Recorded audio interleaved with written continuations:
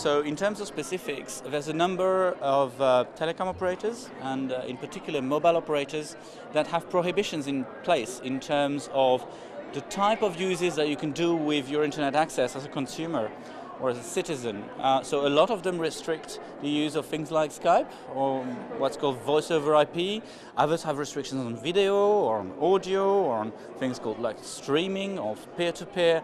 And many of these restrictions have nothing to do with the idea of managing networks, managing traffic to ensure that consumers get experience. Actually, they are completely arbitrary restrictions in most cases. And now we have the tools, thanks to what the Parliament put together last year in the telecoms package, to actually get regulators to stamp out those abuses that restrict consumer freedoms and restrict innovators' ability to innovate, to come up with new online products.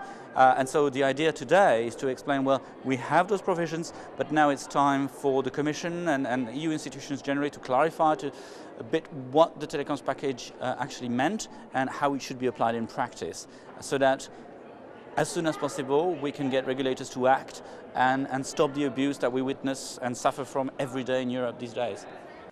A corollary to the question of discrimination is the question of how can consumers use their own sovereign power to exercise choice between providers as effectively as possible.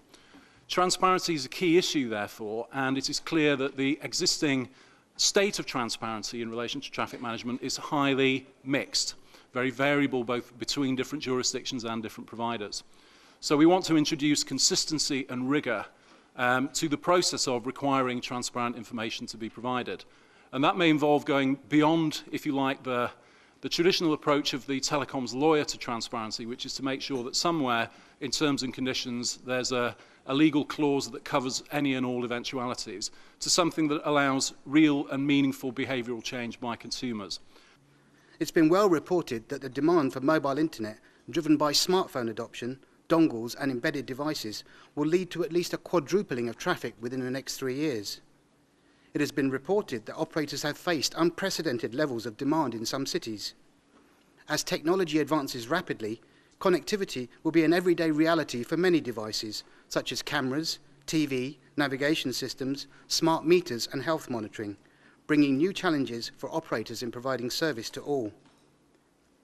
This increasing demand from the consumer side, linked with the type of traffic that consumers are not only downloading but also uploading, acts as a multiplier effect on the amount of traffic requiring management to meet their specific requirements.